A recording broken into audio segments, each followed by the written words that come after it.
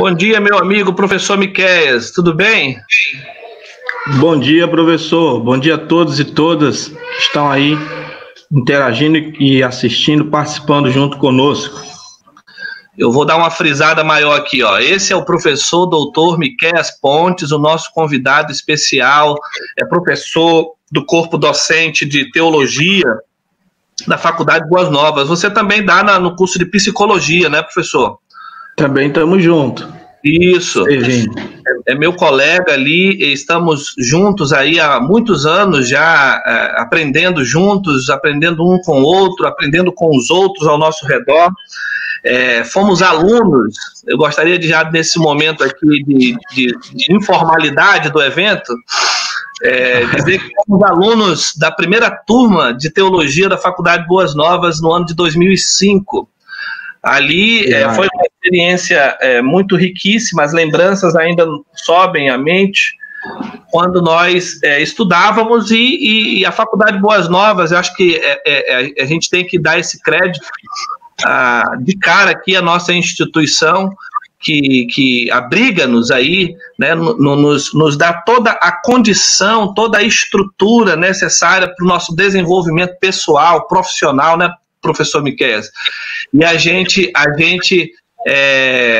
poder testemunhar no início dessa live que nós somos egressos da primeira turma e hoje professores da Faculdade Boas Novas, onde a instituição efetivamente pratica isso constantemente. Nós não somos dois casos isolados, né? A instituição ela consegue produzir, melhorar a vida das pessoas de tal modo que elas serão no futuro os seus colaboradores e agentes de transformação. Então é um testemunho meu de início, não estava no script, mas mandar um abraço muito especial, primeiramente a nossa professora Maria José, pastor Edivaldo, esse casal incrível que está à frente dessa instituição aí há tantas décadas e são eles os responsáveis por investir nas pessoas dessa forma. Mandar um abraço especial ao nosso pastor Jonatas Câmara, pastor presidente da Assembleia de Deus, do qual nós nos aproximamos muito nos últimos anos e começamos a compartilhar nossas vidas, compartilhar os nossos sonhos. É alguém que também tem investido nesse projeto, né, professor Miqueias? Vou deixar você falar um pouco aí também nesse momento de saudação. Então, mais uma vez, bom dia a todos e todas, professor Daniel. E como bom pentecostal assembleano que somos, não podemos deixar de dar a paz do Senhor. É verdade.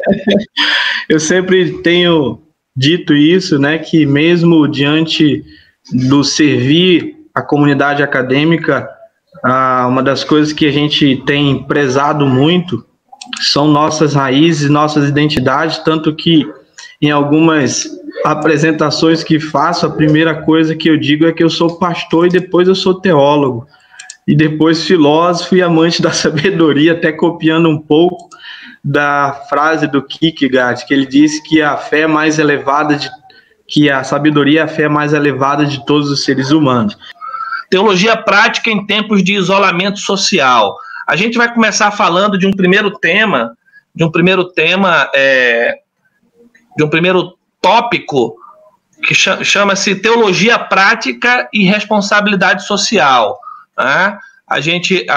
Vou colocar aqui o professor Miqueias, que vai estar assim, falando em linhas gerais, provocando esse debate, e vocês acompanhando, por favor, não deixem de colocar aí a sua pergunta, o seu comentário, que daqui a pouquinho a gente vai ler. Tá certo? Então, a primeira coisa que eu queria assim, falar com o professor Miqueias é sobre esse termo, né, teologia prática. Logo aqui no primeiro aspecto nós temos uma teologia da igreja. Então eu queria que você apresentasse para a gente, professor, em que sentido essa é uma teologia da igreja, a teologia prática. Vamos lá então, né, professor? Como a gente sempre trabalha isso nas nossas aulas de teologia prática da igreja se faz mediante algumas mediações, principalmente a mediação hermenêutica e a mediação socioanalítica, né? E a teologia prática é referente exatamente a essa aplicação prática da teologia à vida cotidiana. E aí é interessante quando nós abordamos essa questão da teologia prática a partir da realidade da igreja, a gente sempre inicia com uma questão inicial de 4 questões que consideramos questões chaves para essa tarefa da teologia prática, que baseia-se em 4 perguntas, né? O que está acontecendo, e eu acho que diante do atual cenário e situação que nós estamos vivendo, essa é uma das funcionalidades da teologia, a partir de uma tarefa empírico-descritiva, né, fazer uma análise do que está acontecendo no mundo e na sociedade. Numa segunda questão, ou proposta, por que isso está acontecendo? E aí entra uma tarefa interpretativa da teologia prática, uma funcionalidade muito importante, ainda mais diante do atual cenário, como é o próprio título da nossa provocação, de uma teologia em tempo de isolamento social. Por que isso está acontecendo? Qual é a causa geradora de tudo isso? Numa terceira tarefa, o que deve acontecer? E aí a proposta da teologia prática é a partir de uma tarefa normativa, de dar diretrizes, balizas, norte e um direcionamento nessa funcionalidade da tarefa da teologia. E por último, o último ponto primordial, inicial, nessa tarefa da teologia prática, é como nós devemos responder. E aí entra a proposta da tarefa pragmática da teologia. Um pouco, talvez, em alguns momentos, hoje isso sendo até enfatizado, a questão do pragmatismo, mas o pragmatismo, como eu sempre utilizo muito, uma frase que ganhou aí até uma repercussão muito grande nas nossas aulas, que sempre quando os estudantes nos veem, eles lembram dessa frase, uma teologia que não deixe de ter os olhos nos céus, em Deus, como ponto inicial de sua análise reflexiva, mas, ao mesmo tempo, uma teologia com os pés no chão, uma teologia que contemple a realidade da comunidade, uma teologia que atenda às necessidades do povo, uma teologia que esteja em conexão com o próximo. E eu acho que isso é o ponto central da tarefa da teologia prática, principalmente, inicialmente, nas comunidades. E aqui, professor, para concluir, quando a gente fala da tarefa da teologia prática a partir de uma perspectiva eclesiológica, e eu gosto muito de enfatizar isso, é uma teologia que começa lá na igreja, lá nas nossas comunidades, e como bom pentecostal que somos, nós sabemos que a participação dos leigos nesse início, nesse momento do fazer teologia, é de suma importância, porque ainda que seja uma teologia embrionária, a gente sempre utiliza esse termo, que é uma análise de um filósofo, que ele diz que a filosofia ela começa como um embrião, e a mesma coisa eu me comparo com a teologia prática, ela é meio que embrionária e começa lá nas comunidades, lá no meio do povo, lá no meio da igreja, e de lá a gente traz para a comunidade científica que vai desenvolvendo esse aspecto da teologia no âmbito acadêmico-científico. Então, eu acho que esse inicial, essas 4 questões-chave são preliminares e importantíssimos para nós entendermos a aplicabilidade da teologia prática a partir do ponto inicial. E isso é uma das coisas que a gente sempre enfatiza. Uma teologia que esteja conectada com a igreja, com a academia e junto com a sociedade. A gente sempre fala desse tripé, né? Uma teologia que esteja envolvida nesses 3 aspectos: igreja, academia e sociedade.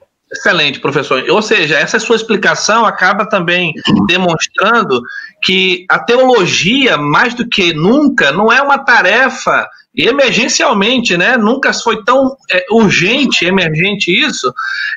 Não é uma tarefa que está na mão de alguns intelectuais, de alguns mestres da academia, mas começa no fazer-se da comunidade, né? É um termo que um historiador usa muito, que fala muito da experiência, que é o Thompson, vocês sabem que eu, do campo da história, utilizo bastante.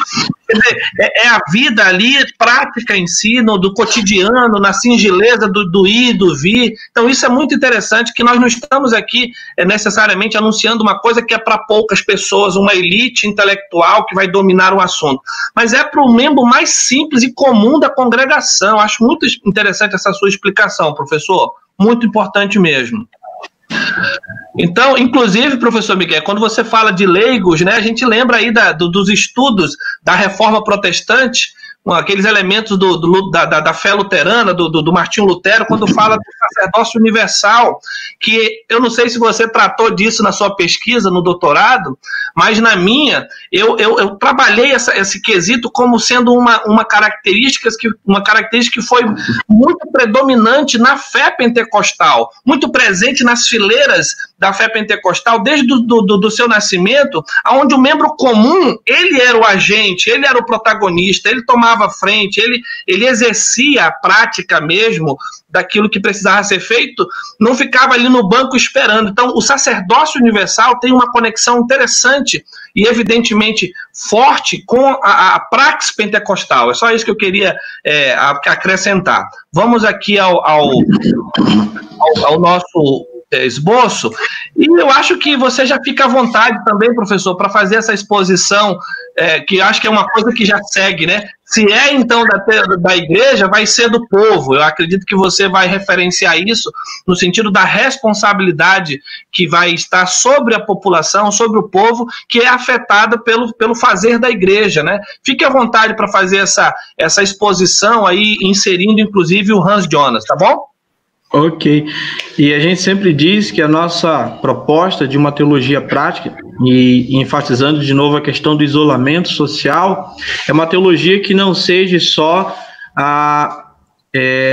vertical, mas também uma teologia horizontal, uma teologia que mantenha o contato com o divino, sagrado, com Deus, mas ao mesmo tempo esteja conectada com a realidade, com os humanos, com a vida, com o mundo, com o planeta como um todo. Sim. E quando a gente fala de teologia, nesses tempos de isolamento, de crise que nós estamos enfrentando, a teologia do povo é algo importantíssimo, porque ela inicia-se mediante uma mediação da teoria com a praxis.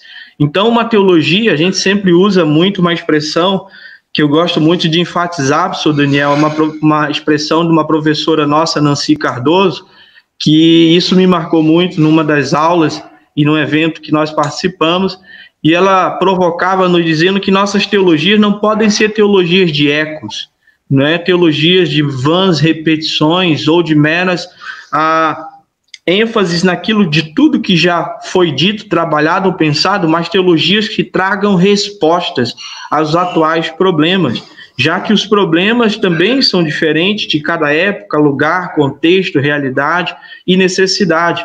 Então, o propósito da teologia nessa mediação dialética, teórica, prática, é uma ênfase que nós enfatizamos muito. Eu lembro que no trabalho que eu fiz desde a graduação, a ética cristã e a responsabilidade social, que é o último ponto que a gente vai tratar, eu falo sobre a ética numa perspectiva prática, né, de um princípio normativo que condiciona as nossas ações e traga uma vida boa, ou uma vida da beatitude, como propunham alguns filósofos, né, uma vida feliz, uma vida de harmonia com o todo. Então, a proposta dessa teologia prática é contribuir tanto para a teologia cristã, tanto para a vida da igreja e, principalmente, uma teologia que transforme o mundo. E, de novo, repito, não uma teologia de eco, mas uma teologia que possa trazer transformações às realidades. O senhor falou aí o exemplo do Lutero, que é um exemplo muito interessante, que a gente sempre utiliza, alguém que fez uma teologia que revolucionou não só o aspecto religioso, que revolucionou não só o aspecto interno da igreja, mas revolucionou o mundo, a economia, a sociedade, os problemas sociais, uma teologia que transformou toda o seu arcabouço onde ela estava inserida. E o último ponto que a gente propunha aí nesse início, uma teologia a partir do princípio da responsabilidade. Eu me lembro muito das aulas na UFAM, quando nós trabalhamos o texto do Hans Jonas, né? E esse título é exatamente a obra clássica do Hans Jonas, onde ele propõe um ensaio de uma ética para uma civilização tecnológica. E quando a gente olha a nossa realidade hoje e faz uma leitura do Hans Jonas, nós vemos que os tempos atuais atestam essa atualidade que o Hans Jonas levanta, tempos onde o saber utilitarista é hierarquicamente superior aos outros saberes. E isso é interessante porque o Hans Jonas questiona exatamente isso, de um saber sapiens que está dando lugar a um saber Faber, ou seja, valoriza-se mais aquilo que se contribui para o avanço da tecnociência e muitas das vezes esquece qualquer questionamento do tipo ontológico, ético e até muitas das vezes que impedem esse avanço. Então, muitas das vezes nós temos visto, e o atual cenário que nós temos vivenciado implícita um pouco disso, de que alguns outros interesses até têm se tornado superior à própria vida. Tempo de isolamento, tempo que a gente precisa parar um pouco e entender que está em jogo a vida como um todo. E o Hans Jonas trabalha exatamente isso, dando uma proposta de uma luz, de uma ética preocupada com o futuro, de uma ética preocupada com a vida, de uma ética preocupada com esse novo tempo, essas novas realidades e esses novos problemas. A Covid-19 tem nos dado aí exatamente essa urgência da responsabilidade e a teologia não pode ficar de fora desse debate. Uma ética da responsabilidade que nos proponha um caminho que possamos encarar essa crise, que não está somente linkado à crise da saúde, mas isso envolve inúmeros outros aspectos, crise financeira, crise ética e crise de tantos outros elementos. Então, o Hans Jonas faz um alerta para a gente pensar um pouco e repensar essa situação que nós temos visto, de quais são os limites éticos que nós precisamos entender para preservar a vida. Uma ética que proponha princípios normativos para o bem viver. Eu acho que isso é o ponto central da discussão. Uma ética que nos ensine a viver bem, primeiro conosco, consigo mesmo, viver bem com o próximo, mas principalmente uma ética que nos traga um bem viver com Deus. Então, acho que isso é importante e é a tarefa da teologia. Excelente, excelente. Olha, acho que essa sua explicação acabou problematizando. Nós já temos algumas perguntas aqui, professor, daqui a pouquinho nós vamos iniciar, nós ainda temos esse tópico aqui para dar uma pincelada geral, para a gente ter um tempo aqui também com os nossos espectadores, né, participantes aqui, nossos alunos de teologia e amigos da igreja também, irmãos, irmãs, mas eu queria só retomar uma fala sua aqui, bem breve. Quer dizer, é um momento de crise que, infelizmente, eu tenho dito, alguns alunos até acham engraçado, que a internet tem se tornado o trono da mente humana, né? Quer dizer, há uma revolução cibernética, né, incrível, das pessoas plugadas na internet, e graças à internet nós estamos aqui fazendo essa transmissão, esperamos ser muito útil para quem está assistindo. Mas as opiniões, professor, que estão aí nessa esfera pública, muito pautadas em um viés, um ponto de vista, sem fazer essa análise que você acaba de problematizar, a questão de inserir, porque quando você insere a questão humana, nós não estamos mais falando de números, nós não estamos falando lá mais de ciência exata, nós não estamos falando de economia, de dinheiro, de lucro, né, de progresso, daquilo que o positivismo impôs sobre a sociedade moderna, mas nós estamos falando de um condicionante absolutamente complexo que é a dimensão humana, que tem todos esses aspectos que você acabou de dizer, é ético, né, é saúde, né, esse leque de complexidade que nós carregamos enquanto seres humanos, que está botando em xeque todas os dogmas, né, dos chamados cientistas políticos aí, daqueles que estão supostamente na locomotiva da história. Quer dizer, o que é mais importante hoje, evidencialmente? É o capital ou é o trabalhador? Está provado que sem o trabalhador o mundo acabou, não é o capital. Na verdade, se não fosse, nesse momento, até mesmo a ajuda do Estado, como é que estariam as empresas? Né? Então, assim, eu estou problematizando aqui para mostrar que até mesmo os dogmas são desfeitos por conta de um condicionante que é humano. Eu acho que é um momento do ser humano, de nós, enquanto participantes dessa sociedade, dessa marcha da humanidade, revermos realmente o nosso conceito, colocarmos os nossos olhos em questões mais humanas, problematizarmos mais as questões, do que sairmos aí dando receitas prontas para tudo, né? Então é só um comentário meu, professor, acerca do que você falou. Nós vamos agora aqui para a segunda parte, em que você vai falar sobre, então, os desafios éticos e teológicos em tempo de isolamento social. Aqui, fique à vontade já para desenvolver, explicar para nós qual seria essa ética do Bonhoeffer, né, e, ao mesmo tempo, da responsabilidade social da igreja. Vamos lá, esse texto do Bonhoeffer é um texto que me marcou muito desde a minha caminhada lá na graduação, né? Foi um texto, inclusive, que eu trabalhei desde o projeto inicial da minha pesquisa lá de ética cristã e responsabilidade social.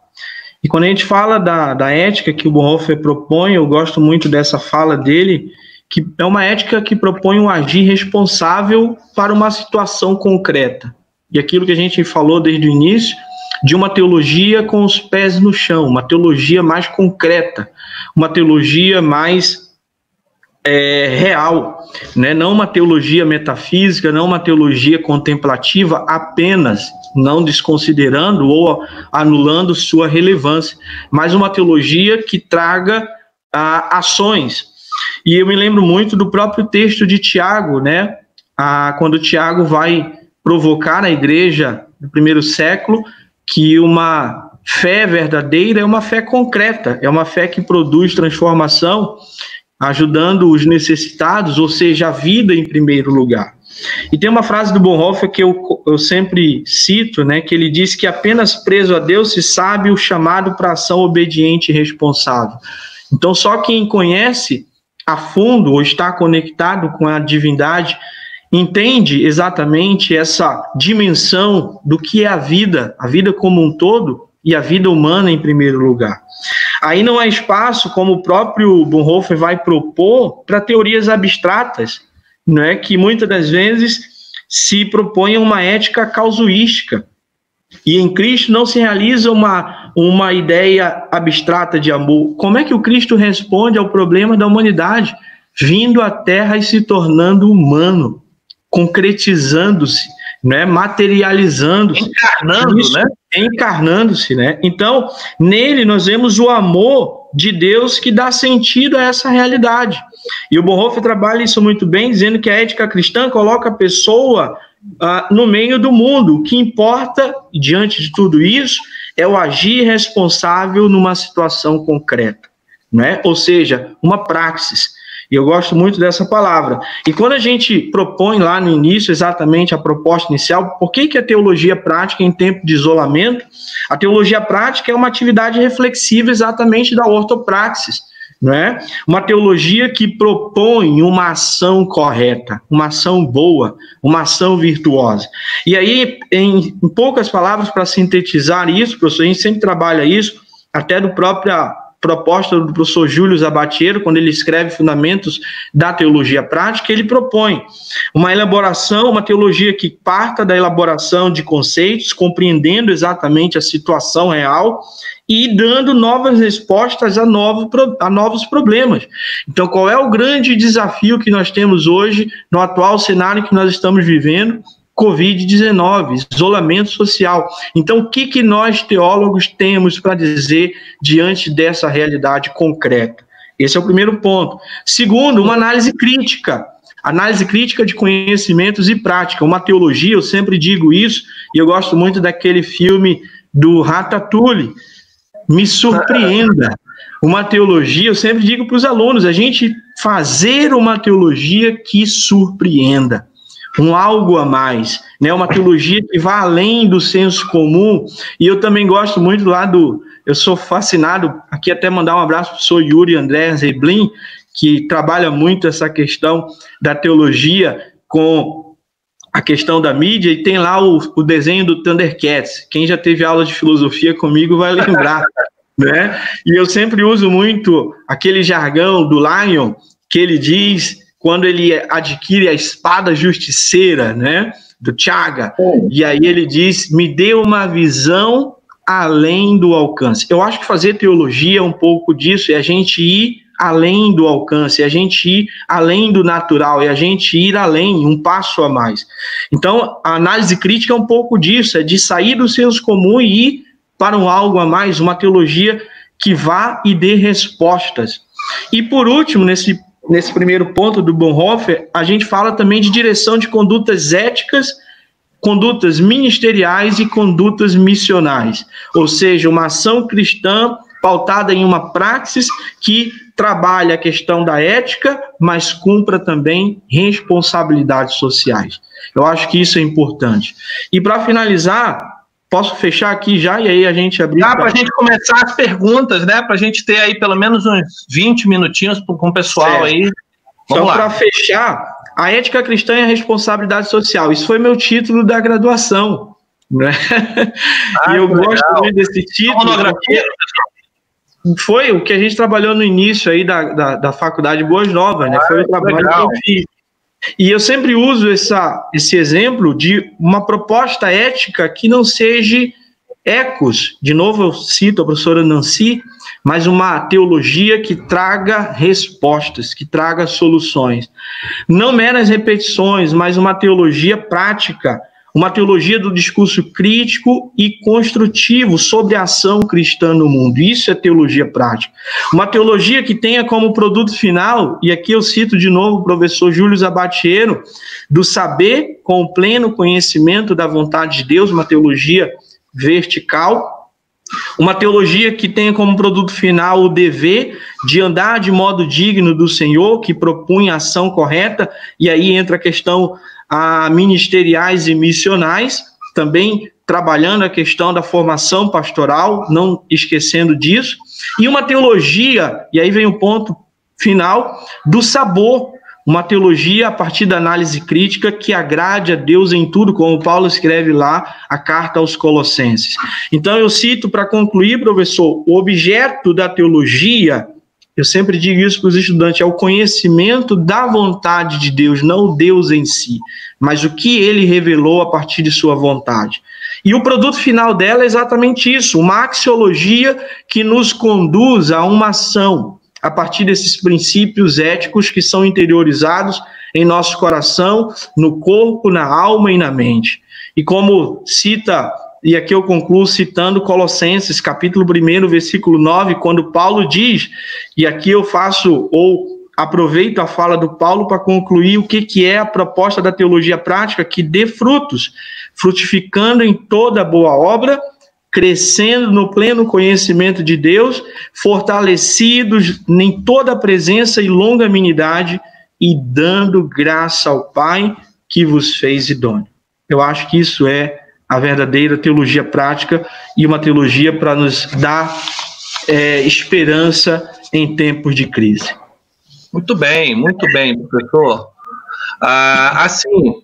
Eu não posso deixar também, diante de ir aqui para o nosso chat, que agora é a hora dos nossos alunos, nós tínhamos combinado deixar esses últimos minutos da nossa transmissão para que houvesse uma participação, né, dos nossos alunos. Já tem algumas perguntas aqui na fila, que eu vou já ler. Agora, o que você fala sobre o texto de Paulo aí, qual é a referência mesmo, professor? Colossenses, capítulo 1, verso 9. Então, a questão dos frutos, né, daquilo que evidencialmente vai sair da nossa fé. Acho que quando você fala que é uma teologia transcendente, mas muito linkada com o imanente, né? Quer dizer, com as realidades duras da vida, demonstra claramente que nosso engajamento precisa produzir ações e precisa produzir frutos, né? Acho que você, no corpo docente da faculdade, tem lembrado que no final do semestre ali de 2019, nós, lembrando aqui do nosso professor Sérgio Becker, num debate ali acalorado sobre questões até ideológicas e até mesmo, professor, partidárias, porque tudo isso que você está falando tem implicação do ponto de vista da polis, né? Da política. Nós não estamos falando da política profissional que supostamente alguns aí dominam o saber, né, político. Nós estamos falando do engajamento político que é de todo ser humano, que de algum modo vai afetar as questões que você acabou de apresentar ao nosso redor. Não é necessariamente a política ou a politicagem que muitas vezes se transforma. E ali eu me lembro que o professor Sérgio Beck, num debate ali sobre aquele evento interdisciplinar que nós fizemos em outubro de 2019, ele diz o seguinte, que agora o que resta não é mais apontar o dedo para um e para outro e colocar sobre essa pessoa um estigma, como ela sendo isto ou aquilo, né? Quer dizer, o ditado dizia, diga-me com quem andas que eu te direi quem tu és, que é uma coisa muito marcante no nosso fazer teológico, as pessoas estarem constantemente nos confundindo, né? Dizendo que você é A, é B, é C, enfim, a gente pode até dialogar com esse universo amplo aí do mundo do conhecimento, das ideologias, mas isso necessariamente não anula a matriz a quem pertencemos, que você acha que definiu bem aí, né? Quem nós somos em Deus, vamos colocar assim. Mas o que vai importar agora é: diga-me o que fazes e eu te direi quem tu és. Então a teologia prática está pautada nisso. Quer dizer, você vai me chamar de calvinista, de arminianista, vai me chamar de comunista, sabe, de socialista, de capitalista, de neoliberal. Eu não me importo mais com essas nomenclaturas. Eu preciso saber se essas pessoas estão fazendo algo para o progresso da humanidade, para a melhoria do ser humano. É isso que vai importar, porque as pessoas estão cheias de falas e discursos sem fazer absolutamente nada pelo próximo. O próximo está morrendo lá, mas ele está levantando a bandeira dele e acabou. Então, acho que você fala do Bonhoeffer também, a gente falou dos filmes, né? Você lembra daquela cena, professor Miquel, do filme do Bonhoeffer, que ele entra na igreja, é icônica aquela cena, ele está entrando numa igreja alemã absolutamente destruída na Segunda Guerra, toda queimada, com os elementos ali da liturgia no chão. Você lembra dessa cena? Ele lembra com os discípulos dele e ele vai ajuntando os elementos ali do culto e colocando no altar, e ele vai conversando com seus discípulos. Eu acho que é uma cena muito representativa, porque não foram poucas as vezes que a igreja foi afetada quando ela deixou esse terreno que você acabou de nos apresentar para colocar os seus pés em outro terreno.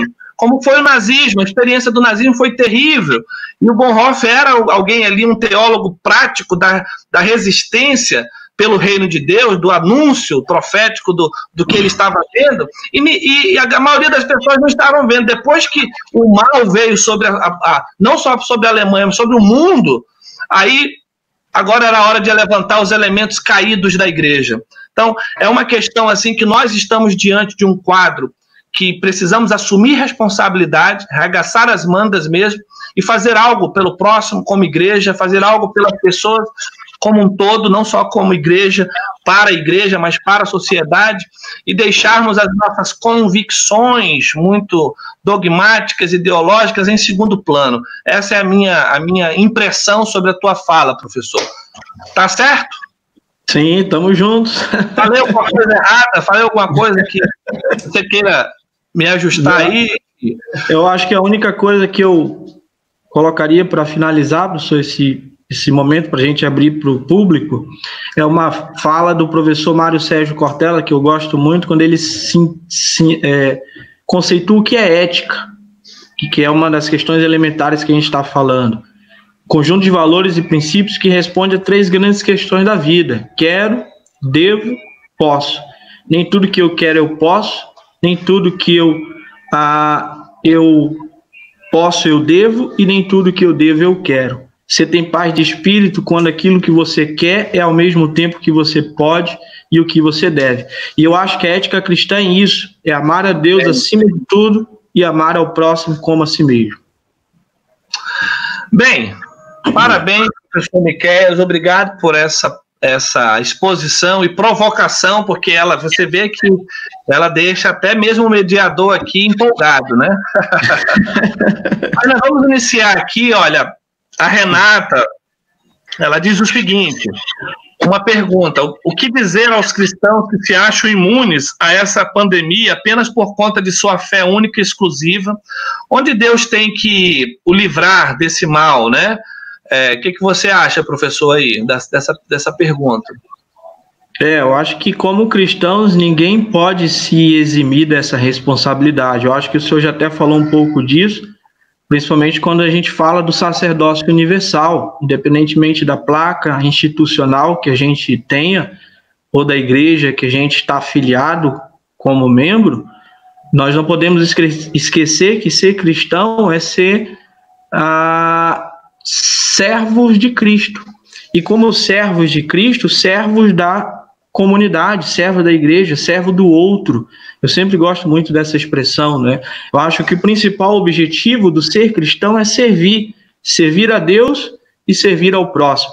E como, diante dessa situação pandêmica que a gente está vivendo, a gente não pode fechar os olhos, esquecendo como se o mundo fosse algo separado de nós, como se nossa fé fosse algo que nos desse uma exclusividade. Mas, pelo contrário, ela nos provoca e nos propõe responsabilidades. Eu acho que o sacerdócio universal é uma ótima resposta para essas questões que dão a nós essa noção que a responsabilidade não é só do pastor, a responsabilidade não é só da igreja, a responsabilidade não é só do governo, a responsabilidade é de todos e todas nós. Excelente. Olha, a pergunta do Hildebrando vai na mesma direção, acho que a gente pode até... Olha, interessante o que você falou. Eu aprendi muito cedo na minha fé, no desenvolvimento da minha fé pessoal, que a fé, professor, é uma atitude. Não sei se eu estou aqui, né? Exato. A fé é uma atitude. Todos os exemplos de fé, dos heróis da fé, rolados no capítulo 11 de Hebreus, pode pesquisar, a vida deles é marcada por uma atitude que confirmou a fé deles. Então não existe essa de espiritualizar a situação da minha fé e não ter responsabilidade com o mundo encarnado. É o mundo que Jesus encarnou, tomou sobre si essas dores e que nós estamos nele. Então nós somos um reflexo de Cristo para tomar essas dores, para assumirmos essa responsabilidade, né? Quer dizer, é uma fé com atitude. O dilúvio vai vir. Fiquem aí que eu vou providenciar uma arca espacial que vai descer do céu. Não, o Noé teve que construir a arca, e etc e tal. Então, todo mundo tem que ter uma atitude em relação a esse problema. Acho que isso está reinventando também a nossa maneira de ver o mundo. Então, assim, eu jogo para você também essa pergunta do Hildebrando, que eu acho que é um desenrolar da mesma coisa, né? Se é um problema espiritual, ele está provocando, né, Hildebrando? Ou de saúde, né? Ou saúde pública, enfim. A questão da espiritualidade, espiritualizar a pandemia. A gente precisa entender, eu me lembro da fala nesses últimos dias aí de alguns especialistas na área da saúde, que a crise tem nos mostrado que, mesmo sendo cristãos, independentemente da nossa fé, a gente ainda é humano, né? Então, como humanos, temos necessidades humanas. E o próprio Nietzsche faz uma crítica muito severa à nossa espiritualidade como um todo, que muitas das vezes acaba aqui esquecendo esse lado da humanidade. E eu me lembro, acho que uma passagem bíblica que ilustra isso muito bem, professor, é o Tiago, como o senhor acabou de dizer, uma fé concreta, uma fé que produza obras, né?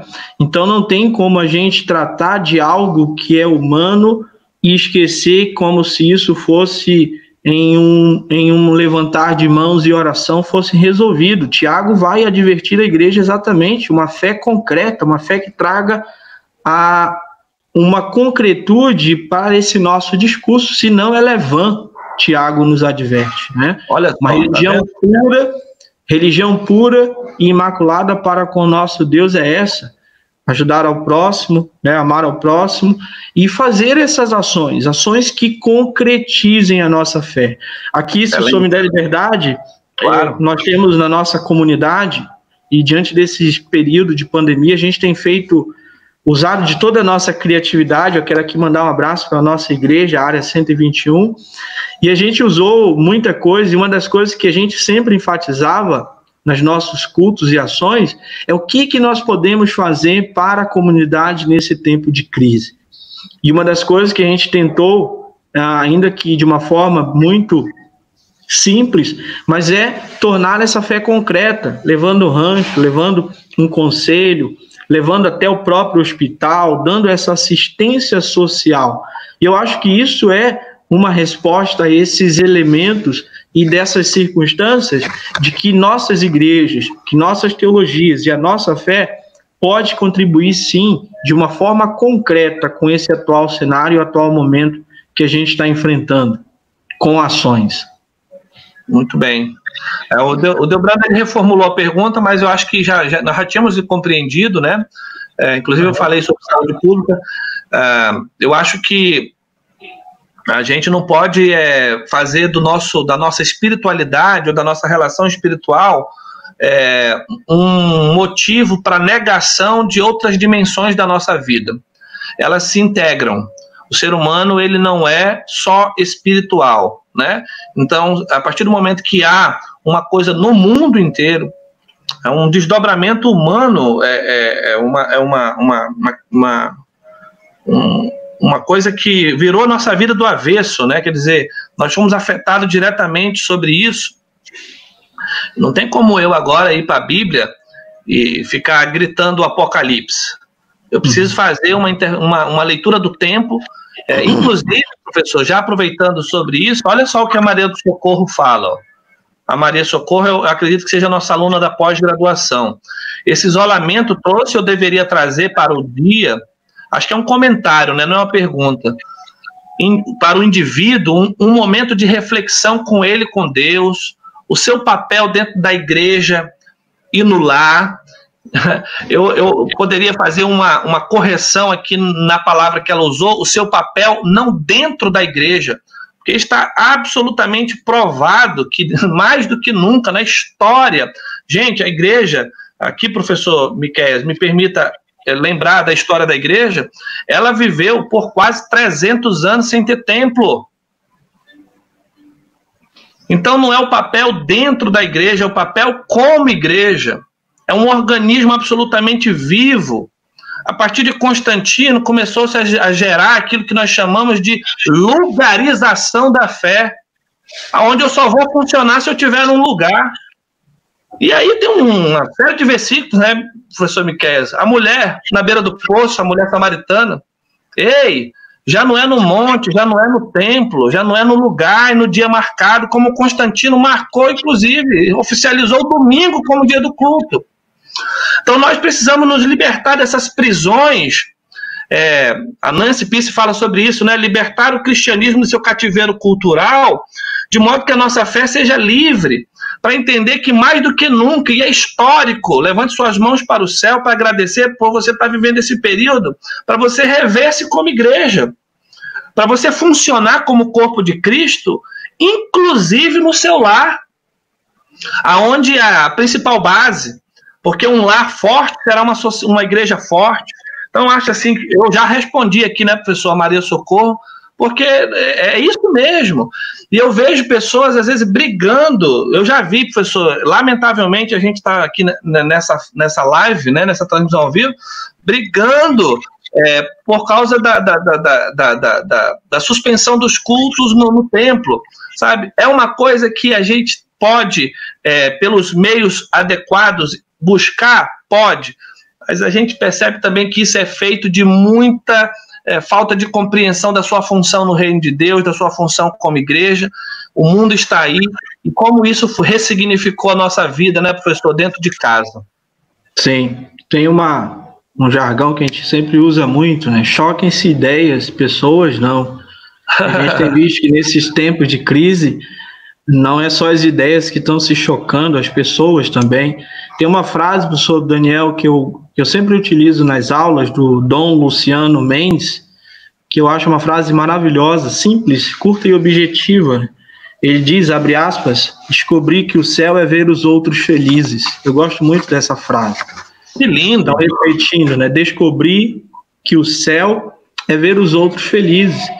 E quando a gente pensa na perspectiva teológica, diante dessa realidade pandêmica que a gente tem enfrentado, a gente tem até ouvido muita gente falar o que será da igreja, do nosso futuro pós-pandemia. Eu reformulo a pergunta, a gente ainda está na pandemia, então não podemos nem pensar pós, a gente ainda está nesse cenário, nesse atual momento, e embora a gente aceite, aí a gente vai lembrar um pouco de algumas teologias, ainda que diríamos, teologias pés no chão, embora a gente aceite que o planeta, a nossa casa comum, há muita gente morando, ainda tem muita gente, como tem alguns teólogos que usam o Murat, o professor Murat, aqui mandar um abraço para ele, teve com a gente aí nos últimos eventos, ele diz isso enfaticamente, né? Há muita gente, aí ele usa a analogia da casa, que ainda mora no porão da casa, que ainda é excluído, ainda é marginalizado, principalmente nessas questões sociais.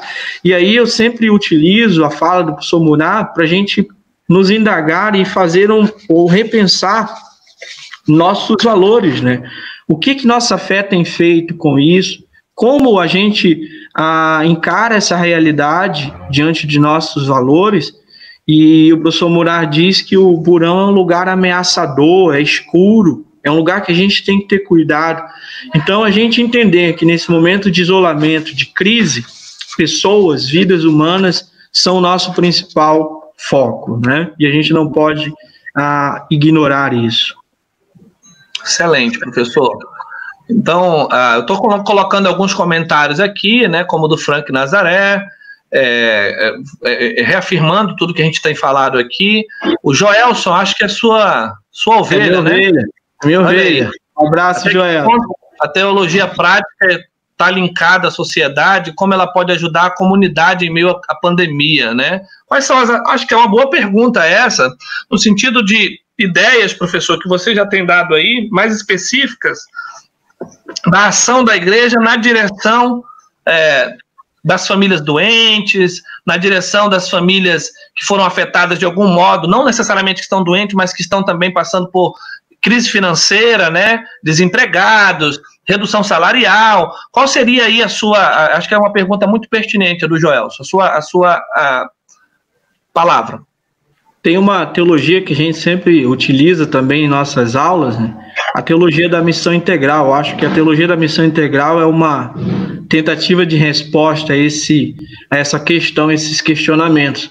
Uma teologia que proponha, e não esqueça, claro, a salvação do espírito, mas também a salvação do corpo, né? Como a salvação completa. Então, salvar a alma, mas também salvar o corpo. E eu acho que isso é uma questão importante para a gente entender nesse atual cenário.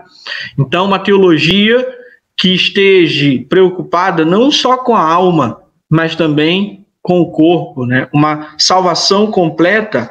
E aí a gente vai lembrar um pouco da própria teologia da missão integral, que tem alguns compromissos. Por exemplo, compromissos de dimensões intelectuais, compromissos de dimensão moral, compromisso de dimensão vocacional, compromisso de dimensão social, compromisso com a dimensão política em prol do bem comum, se a gente lembrar política, o bem para todos e todas, e principalmente um compromisso na dimensão global, né, onde o senhorio de Cristo se dá a partir da pregação do Evangelho e anúncio dessas boas novas, mas também da denúncia do pecado. Então, uma teologia concreta, eu gosto muito dessa frase, uma teologia com os pés no chão. Muito bem. E acredito que é função também da congregação, né, pastor Miqueias? Chamando já de pastor. Esse olhar que você acabou de apresentar é clínico, né, quer dizer, cirúrgico, no raio das comunidades onde a igreja está inserida. Ela, aí sim, do ponto de vista físico, o templo, porque ali o templo é uma referência, é uma agência. Eu falava essa semana na aula de psicologia que na grande crise da borracha, onde vinha aquela torrente humana dos interiores para a cidade de Manaus, absolutamente para morrer, né? Quem não conseguia voltar para o Nordeste e ficava à margem daquela cidade invernizada, né, da Belle Époque, quer dizer, aquela imagem que não era boa para o progresso do Estado, essa corrente humana, esses desvalidos, uma das principais agências acolhedoras dessa torrente humana, pobre, desvalida, desgraçada, foi a Igreja Evangélica Assembleia de Deus, que estava nascendo ali nos primeiros anos da década de 20 e pôde acolher. Eu acho que isso gente, aprender da história é muito importante. A gente rever como que as coisas aconteceram no passado, né? Eu acho que isso aqui, a Maria do Socorro está falando sobre algo que nunca tínhamos visto, né? Sentimos um abalo e tal. Quer dizer, é importante a gente ver a história, como que ela, em outros momentos de crise, como nós reagimos, como a igreja agiu. Professor Miqueias, tem mais uma pergunta aqui, meu irmão. Nós vamos ter uma surpresa, tá? Quem ficou até o final, olha, eu queria mandar um abraço especial aqui para a Cristiane, nossa colega lá da UFAM, professora doutora lá da UFAM, da área de serviço social. Lembra dela, professor Miqueias? Aham. Professora Maria José também, a professora Maria José, nossa reitora, nossa diretora-geral, fez aqui também um comentário, acho que eu já coloquei durante a transmissão, nos dando uma saudação. Vamos ver se a gente consegue aqui botar mais umas 2 perguntas, e aí logo depois vem a surpresa, tá, pessoal? Peraí, acabei errando aqui, acho que é o Fábio. Fábio, olha aí o Fábio Valente. Pegando a deixa de Bonhoeffer, vocês acham que em tempos estritamente estéticos e políticos, essa pandemia não faz em si um ponto de reflexão do que é realmente o prático para a igreja? Vamos lá, né? Fábio aí, um abraço, Fábio. Fábio é companheiro nosso. Eu gosto muito de uma proposta, e aí de novo a gente usa o exemplo do Cristo. Se a gente olhar nas passagens bíblicas, onde que o Cristo estava, sempre quando ele é citado ou ele fala, ele sempre estava no meio dos excluídos, sempre estava no meio dos marginalizados, sempre estava no meio dos esquecidos pela sociedade, né? E o que a gente pode aproveitar tanto do próprio Bonhoeffer como o exemplo maior do Cristo. E aí a gente vai lembrar da própria teologia da libertação, que propõe uma teologia de uma atuação transformadora a partir de 3 princípios: o ver, o julgar e o agir.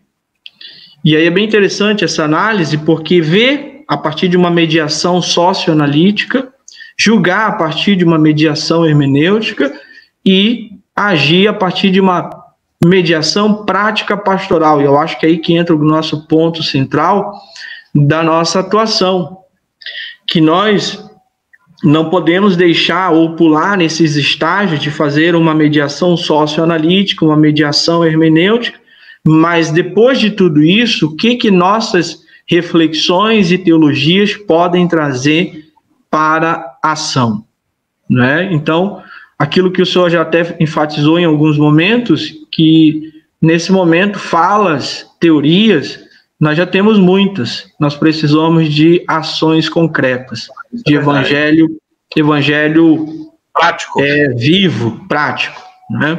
Bem, excelente. Olha, a Cristiane também faz uma pergunta interessante, a nossa professora Cristiane: de que forma conciliar o isolamento social com a liberdade do indivíduo, a liberdade religiosa, né? Que é esse ajuste daquilo que, do ponto de vista das leis, né, daquilo que os governantes estabelecem, a gente também estabelecer a nossa liberdade e liberdade religiosa. Quer falar alguma coisa? Eu na minha comunidade, professor, eu vivo ainda hoje esses dilemas, né, do isolamento social e até onde vai esses limites. Mas como manter essas pessoas isoladas se nós não temos recursos, ou se elas não têm uma reserva de recursos, ou aquilo que tem já foi. E aí vem essa necessidade: ou eu fico em casa ou eu morro de fome. E aí que entra o papel da igreja, o papel do Estado de prover essa manutenção. E ainda que de uma forma simples aqui, aproveitando, de novo enfatizar e até mandar um abraço para a nossa comunidade, a área 121, que ainda que por meio de ações dos próprios leigos, ou ações que muitas das vezes não são mediatizadas, mas que são exatamente realizadas na prática, né? Do dividir o pão, do compartilhar, do estar juntos. E eu acho que aí a nossa igreja tem feito uma grande contribuição social nessa questão do isolamento. Uma igreja que está presente, uma igreja que está junto, uma igreja que atende nesses momentos de desespero. Então, uma mediação prática pastoral que possa trazer não só apontamentos socioanalíticos, não só apontamentos hermenêuticos, teológicos, mas possa trazer respostas e ações. Muito bem.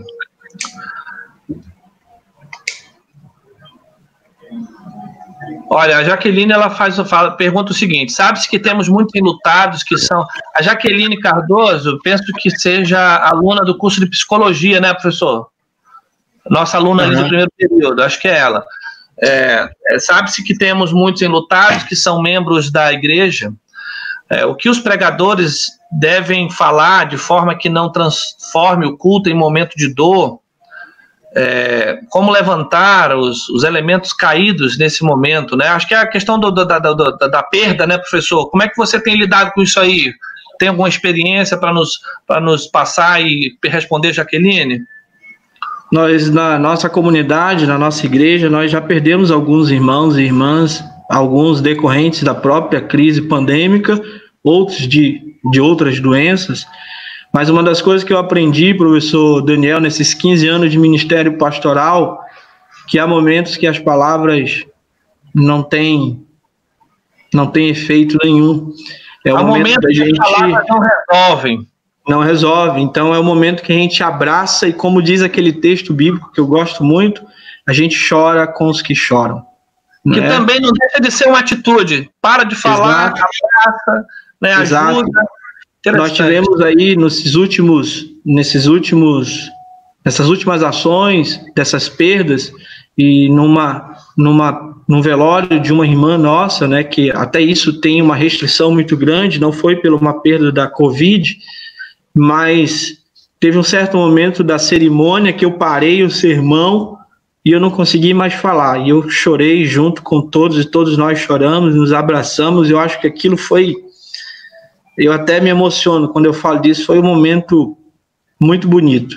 Eu acho que nesse momento, nós como igreja, claro, as palavras confortam, aliviam, mas a gente estar junto, é uma palavra que aí é um jargão que eu uso muito, é estar junto do povo nesse momento, e às vezes o estar junto é uma resposta muito melhor do que frases e palavras. Não obstante, professor Miqueias, é muito importante sinalizar que essas pessoas, elas creem numa atitude como essa, que você acabou, de que elas têm amparo, ali elas serão acolhidas, né? O que não pode é a igreja dar as costas, a congregação esquecer dessas pessoas, que realmente é um quadro muito pior. Queria aproveitar e falar da congregação, eu acabei não falando da minha congregação, a área 211, o pastor Luiz Costa, ele não comentou aqui, mas ele mandou uma mensagem aqui para mim, e lembrar que ali na Rua Urucará, professor, ali na Cachoeirinha, o pastor Luiz tem uma equipe que é incrível também, e nos últimos anos tem afetado aí profundamente a vida da comunidade, tem já agido na direção de cuidado das pessoas que passam necessidades, que estão doentes. Existe ali a irmã Rosângela, que também é nossa aluna na faculdade, que lidera um projeto de assistência social na igreja. Eu acho que isso é importante relatar, né? A gente não está aqui enchendo a cabeça de letras e de vento, mas a gente, quem nos conhece, sabe do quanto a gente está preocupado com a condição humana a partir do momento que estamos inseridos numa congregação. Acho que isso que o senhor falou, e a nossa igreja tem feito isso, né? Ações que muitas vezes não são publicadas, não são, como é que se diz, noticiadas ou até mesmo tuitadas, não sei aí o termo... Divulgadas, mas nossas igrejas com esses irmãos e irmãs anônimos, quanta coisa tem feito nesse tempo de crise, que se a gente colocasse tudo em estatística, meu Deus. Então, um forte abraço a todos os irmãos e irmãs da nossa igreja, que ainda que anonimamente não deixam de cumprir essa missão do reino em tempo de pandemia. Então, acho que isso é uma resposta da forma mais simples e mais prática que a gente pode dar à igreja concreta, uma igreja atuante, uma igreja que está junto da comunidade. Excelente. Olha, gente, quero mandar um abraço aqui para o Mahatma. Não sei se você conhece ele, professor. O Mahatma, a gente não cresceu junto, né, mas nos conhecemos ali meio que adolescentes ainda, estando na juventude ali no Tempo Central. Um amigo muito especial, e fez um comentário pertinente. A igreja não é um lugar aonde se vai, o culto não é algo que se assiste. Muito bom, perfeito. Então, assim, eu queria agora convidar uma pessoa que vai entrar conosco aqui e vai participar do encerramento. Não vou dizer quem é, vocês vão ver quem é. Olha só, enquanto eu estou contactando ele, vamos responder mais uma, pronto. Olha, o Maxwell, ele faz uma pergunta realmente provocativa, né? Quando surgirá novos Bonhoeffers, novas Madre Teresa de Calcutá? O homem está numa retórica incrível aí, né? A igreja se excluiu, não aprendeu a prática, ainda vive com um pensamento escatológico. Comente aí, professor Miqueias. Eu acho que não surgirão novos Bonhoeffers, tem surgido novos Franciscos, novos Raimundos, novas Marias, que eu acho que seguem e cumprem essa mesma funcionalidade. E aí eu enfatizo exatamente por que eu citei esses nomes tão populares e simples, a participação dos leigos. Eu acho que isso tem sido uma resposta que a igreja tem dado, né? São leigos. Eu estava esses dias assistindo até o filme da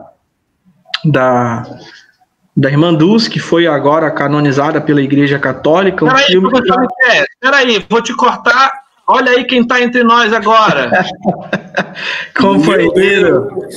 Meu amigo Fanuel Santos, professor Fanuel Santos, bem-vindo.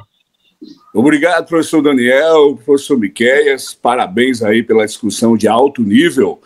Eu me senti aí vendo um debate do von Harnack com Schleiermacher, a história da teologia prática.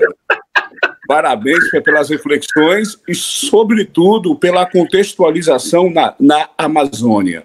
Isso foi muito bem acertado, viu, gente? Que discussão top. Miqueias, que biblioteca, hein, rapaz? Que biblioteca linda, hein? Professor Fanuel. Diga, meu amigo. Eu vi aí uma pergunta, quando vai surgir outro Bonhoeffer? Tá aqui, eu sou a reencarnação de Bonhoeffer. Materializei em carne. Ai, meu Deus. O Maxwell não pode esquecer que essa pergunta tem implicação de martírio, né? Exato.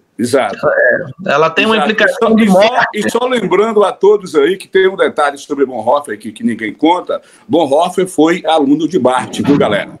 Muito bem. Demais. Levar a dialética, essa relação de ciência e mundo. Professor Miquel, você estava falando algo e conclua aí para a gente passar para ele. Sim, né? É mais ou menos isso que eu valorizo muito, enfatizo muito a participação dos leigos. E eu acho que isso a teologia, como a igreja, nem a ciência pode esquecer.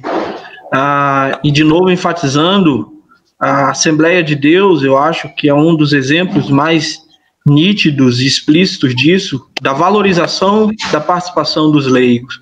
E nesse momento de pandemia, e isso eu falo, de novo, repito, professor Daniel, professor Fanuel e todos e todas que estão aí conosco, os leigos é quem tem feito uma teologia prática, que muitas das vezes não é divulgada, não é tuitada, não é exposta para o mundo, mas Deus tem visto, e eu acho que é isso que é o diferencial dessa igreja, uma igreja concreta, uma igreja com o pé no chão, uma igreja que tem a teologia não só no discurso ou longe da realidade, mas uma igreja que tem uma teologia real.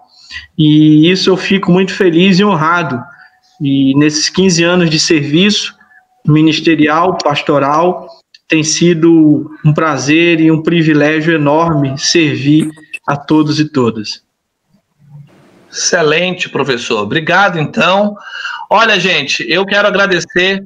Eu acabei, aqui na nossa informalidade, não apresentando adequadamente o meu colega, o professor Miqueias, além de ser teólogo, é filósofo, mestre em teologia, mestre e agora doutor em teologia, acabou de defender uma tese excepcional, ímpar, ali na Este, no Rio Grande do Sul, acerca da educação teológica desenvolvida por mulheres, né, em cima da obra ali da Ruth Doris Lemos, e a gente precisa enfatizar isso aí. e a produção do professor Miqueias está disponível, você pode procurar aí e vai achar os seus artigos. Mais uma vez, professor Fanuel, muito obrigado, professor Miqueias, muito obrigado. Quero agradecer a todos e a todas vocês que continuaram aí até o final da nossa live.